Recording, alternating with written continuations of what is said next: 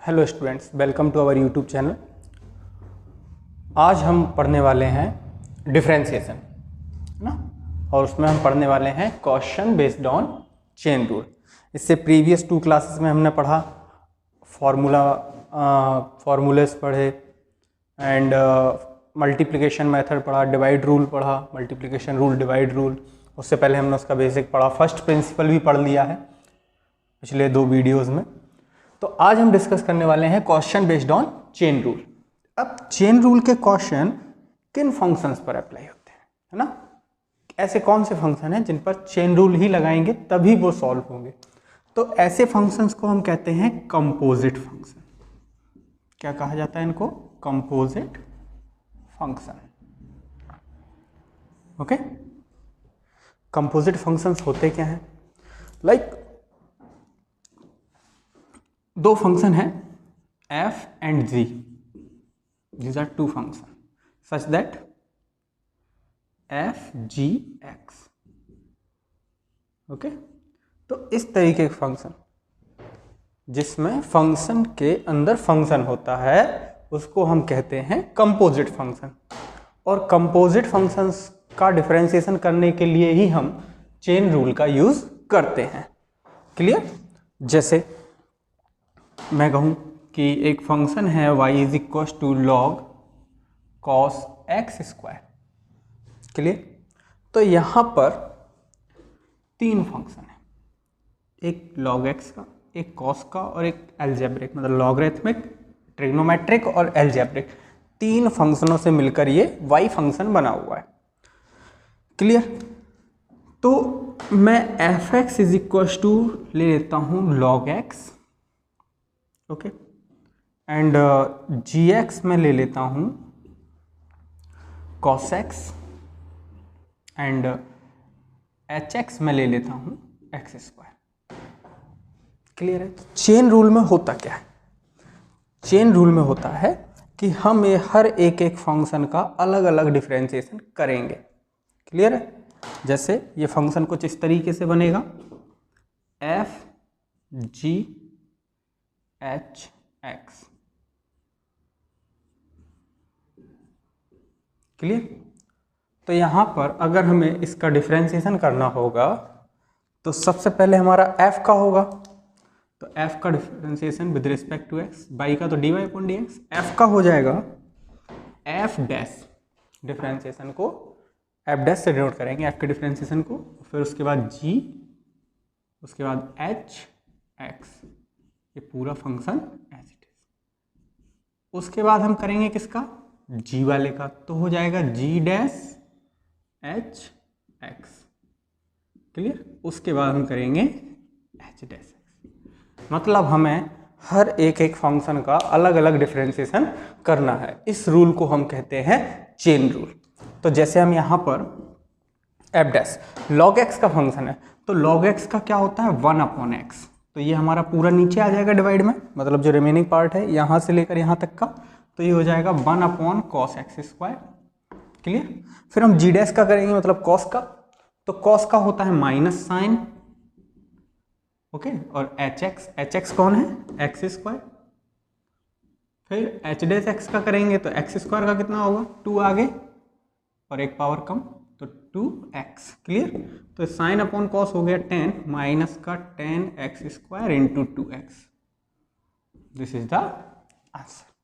Clear है? देखो यहाँ पर एक लॉग का function, second log, third trigonometric. Okay, तो इसको हम ऐसे भी लिख सकते हैं ना, y इज इक्व टू, ये हमारा f फंक्शन हो गया, ये हमारा g फंक्शन हो गया और ये हमारा h फंक्शन हो गया। क्लियर? यहीं तक का फंक्शन, जहाँ x आ जाता है उसके बाद से फंक्शन नहीं लेते। तो ये हमारे फंक्शन हो गए।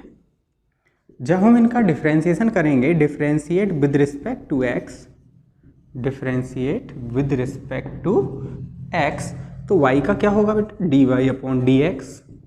ओके, f का f डैश, और इस अंदर को ऐसे लिख देंगे पूरे को g h x।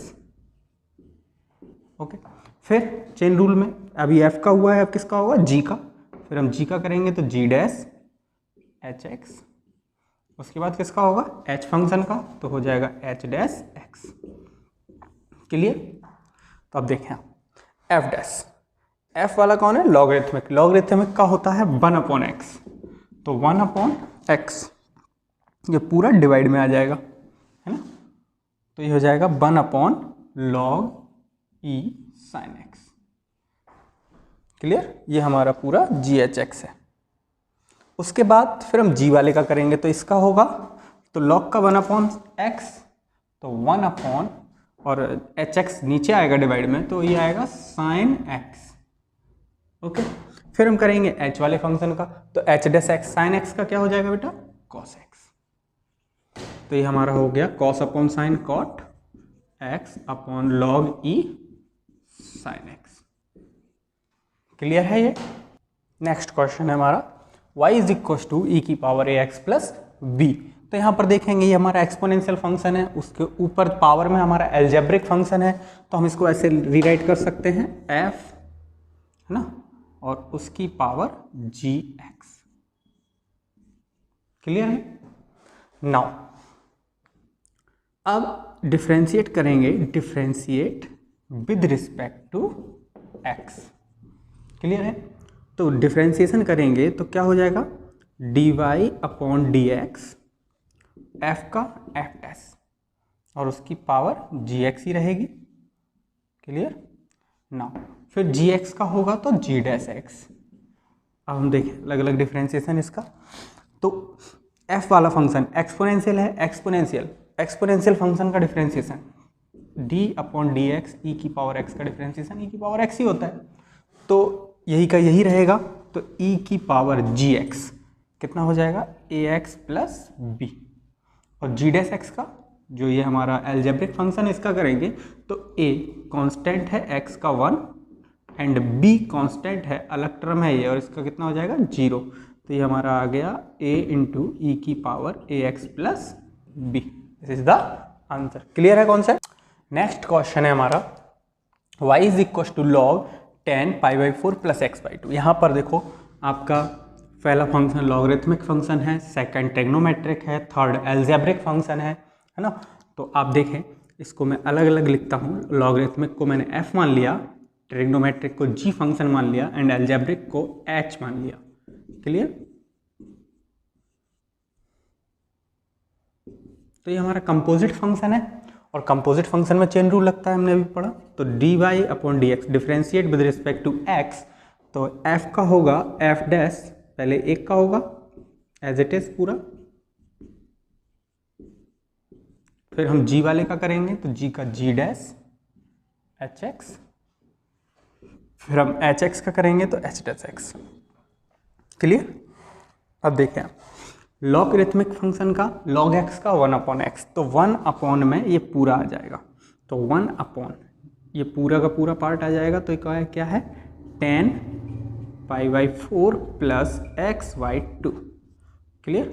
नाउ अब हम g' वाले फंक्शन g वाले फंक्शन का करेंगे। g वाला ट्रिग्नोमेट्रिक 10 है, 10x का होता है sec²x, तो sec² और x की जगह कौन है अभी? हमारा hx, तो hx की जगह है हमारा π/4 प्लस x/2। क्लियर है? नाउ hx वाले फंक्शन का करेंगे तो h'(x), इसका डिफरेंशिएशन क्या होगा? π/4 कांस्टेंट टर्म है 0, x का 1/2, तो ये कुछ इस तरीके से आ गया sec² π/4 plus x/2 upon 10 π/4 plus x/2 और इंटू 1/2। क्लियर है? तो इस तरीके से RD शर्मा NCERT में जितने भी ऐसे क्वेश्चंस हैं, है ना, जो कंपोजिट फंक्शन के हैं, इनको हम चेन रूल से कर सकते हैं। Clear? Next question is y is equal to root में 10√x। तो यहाँ पर भी देखो रूट का फंक्शन है। अब मैं थोड़ा अलग तरीके से आपको सिखाता हूँ। क्या है कि कई बच्चे कंफ्यूज हो जाते हैं, बोले सर f, gx, hx इतने सारे फंक्शन मानेंगे तो कई बार कंफ्यूज हो जाते हैं। तो उनके लिए सिंपल वे में, जैसे मैं इसका डिफरेंशिएशन करना चाहता हूँ विद रिस्पेक्ट टू x, तो मैं लिखूँगा differentiate with respect to x, तो dy/dx। यहाँ पर आपको इमेजिन करना बहुत अच्छे से आना चाहिए, है ना। तो इमेजिन कैसे करेंगे समझे। रूट का फंक्शन है, तो हम क्या कर लेते हैं, इसको x इमेजिन कर लेते हैं कि ये x है, मान लेते हैं ये पूरा का पूरा x है। तो हमने पढ़ा है कि डिफरेंशिएशन ऑफ रूट x कितना होता है, 1/2 रूट x। डायरेक्टली याद रखना है इसका फॉर्मूला। तो डिफरेंशिएशन ऑफ रूट x, इसको हमने x की तरह मान लिया, तो इसका क्या हो जाएगा 1/2 रूट x। क्लियर। और जिसको हमने x इमेजिन किया, x माना, उसका हम फिर से करेंगे d/dx tan root x। Clear. तो अब देखें फिर आप, ये ट्रिग्नोमेट्रिक फंक्शन है, प्रोसेस वही चल रहा है, सेम टू सेम, एक एक करके कर रहे हैं, बस क्या है कि इमेजिन कर रहे हैं यहाँ पर हम। तो ट्रिग्नोमेट्रिक फंक्शन का करेंगे, इसको x इमेजिन कर लेंगे, रूट x है बट हम x इमेजिन कर लेंगे, तो ये हो जाएगा 1/2 रूट में tan रूट x। अब आप देखें ट्रिग्नोमेट्रिक tan x का डिफरेंशिएशन होता है tan x का sec स्क्वायर x। क्लियर। तो यहाँ पर इसको जब हम लिखेंगे तो कैसे लिखेंगे, sec स्क्वायर रूट x। अब हमने किसको इमेजिन किया था, x, रूट x को, तो फिर इसका फिर से करेंगे। ओके, तो ये हो जाएगा sec square root x upon 2 root में tan root x and root x का 1/2 रूट x। सिंप्लीफाई करेंगे तो 2 2 4, 2 2 4 और sec square root x upon tan root x in root. Okay, this is the answer. Clear है। तो इस तरीके से हम क्या कर सकते हैं, इमेजिन कर सकते हैं। जैसे हमने इसको x लेट कर लिया, मान लिया ये x है, तो फिर हमने रूट x का कर लिया, फिर जिसको x माना उसका किया, तो हमने tan इसको x मान लिया, तो फिर tan का हो गया sec स्क्वायर x, फिर हमने जिसको x माना था उसका किया। तो आगे इस तरीके से जो हम x लेट कर लेते हैं, तो x नहीं लिख देना है उसकी जगह, जिसको x की तरह माना है वही लिखना है। क्लियर है। Next question is y is equal to log root में sin e की पावर x, है ना। ये भी हमारा कंपोजिट फंक्शन है, उसी प्रोसेस से करते हैं, x इमेजिन करने वाली प्रोसेस से। तो देखें आप, डिफरेंशिएट क्या लिखेंगे, differentiate with respect to x, x के रिस्पेक्ट में हम इसका डिफरेंशिएशन कर रहे हैं, तो क्या हो जाएगा y का d/dx log रूट में sin e की पावर x। क्लियर। तो देखें हमारा log का फंक्शन है पहला, तो हम बाकी बचे हुए पार्ट को क्या इमेजिन कर लेते हैं, x इमेजिन कर लेते हैं, तो बाकी पार्ट x है, तो log x का क्या होता है आपको पता है, 1/x। तो क्या हो जाएगा इसका 1/रूट में sin e की पावर x। अब हमने किसको x की तरह इमेजिन किया, इस पूरे पार्ट को, तो इसका फिर से करेंगे, तो हो जाएगा sin e की पावर x के रूट का। अब आप देखें ये रूट वाला फंक्शन है, अलजेब्रा में रूट वाला फंक्शन है, ठीक है। तो अब हम क्या करेंगे, पूरा रूट के अंदर वाले पार्ट को x इमेजिन कर लेंगे और फिर हम करेंगे रूट x का। रूट x का भी हमने देखा था कितना होता है, रूट x का होता है 1/2 root x। Clear. Okay, now अब हमने x इसको लेट किया, तो हम क्या करेंगे, इमेजिन किया था, तो sin e की पावर x का करेंगे। तो देखें अब क्या होगा, देखो ये दोनों मल्टीप्लाई होंगे, सेम टर्म है और रूट की हैं, तो स्क्वायर हो जाएगा और स्क्वायर से रूट कैंसिल हो जाएगा, तो कितना बचेगा 1/2 sin e की पावर x बचेगा। नाउ sin x का क्या होगा, अब हम इसको x की तरह लेट कर लेते हैं e की पावर x को, तो sin x का होगा हमारा cos x। क्लियर।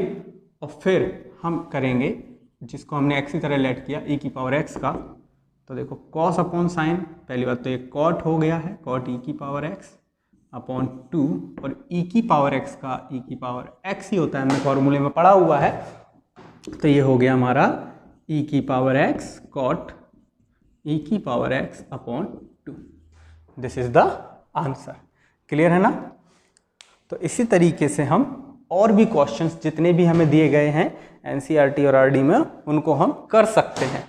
पहले वाला तरीका अगर आपको अच्छा लगता है पहले वाले से करें, दोनों ही सिंपल है ना। कई बार क्या होता है, कंफ्यूजन होने लगती है कि बोले सर एफ जी एच और भी मानने पड़ सकते हैं, 4 फंक्शन भी हो सकते हैं, 5 भी हो सकते हैं, तो इसलिए कंफ्यूजन हो सकती है। ये सबसे बेस्ट तरीका है कि आप एक्स इमेजिन करते जाएं और आगे उसको कंटिन्यू करें। तो इसी तरीके से हम चेन रूल से ये कंपोजिट फंक्शन के क्वेश्चंस को कर सकते हैं। नेक्स्ट वीडियो में आपको और भी क्वेश्चंस जो हमारे बोर्ड एग्जाम्स के लिए इंपॉर्टेंट है, ये भी हमारे बोर्ड एग्जाम्स के लिए काफ़ी इंपॉर्टेंट क्वेश्चंस हैं, तो जो और भी इंपॉर्टेंट क्वेश्चंस हैं उनको हम पढ़ेंगे ना। ज़्यादा से ज़्यादा चैनल को सब्सक्राइब करें, शेयर करें, जिससे आपके मित्र है ना, आपके भाई बहन पढ़ सकें और उनको एक अच्छी स्टडी मिल सके। लॉकडाउन का समय चल रहा है, क्लासेस रेगुलर नहीं हो पा रही हैं बच्चों की, इस वजह से जो भी बच्चे घर पर बैठे हुए हैं वो यूट्यूब के माध्यम से है ना, ग्रेस्प स्टडी नाम से मेरा चैनल है, या आप रोशन गुप्ता सर क्लासेस के नाम से सर्च कर लें तो आपको दोनों नाम से मिल जाएगा और आप स्टडी करते रहें। सभी क्लासेस के लिए वीडियोज़ अवेलेबल हैं, चाहे वो 9th 10th 11th 12th कोई सी भी क्लास हो, सबके लिए वीडियो अवेलेबल है मैथ्स एंड साइंस के। Okay, thank you so much.